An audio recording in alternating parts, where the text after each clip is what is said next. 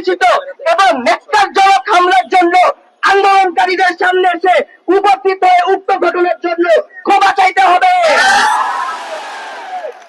এবং সেই সাথে জবাবদিহি করতে হবে। দুই, প্রজ্ঞাপনের মাধ্যমে ইতিপূর্বে গঠিত কমিটিকে আমরা আমাদের প্রতিনিধিত্বের অনুপযুক্ত মনে করি। উক্ত কমিটিকে আমরা প্রত্যাখ্যান করলাম। অনতিবিলম্বে বিশ্ববিদ্যালয়ের শিক্ষক প্রতিনিধি সহ প্রকৌশল অধিকার আন্দোলনের স্টেক হোল্ডারদের সাথে নিয়ে কমিটি সংস্কার করে পেশকৃত 3 দফা দাবিকে দ্রুততম সময়ের মধ্যে মেনে নির্বাহী আদেশের মাধ্যমে প্রজ্ঞাপন জারি করতে হবে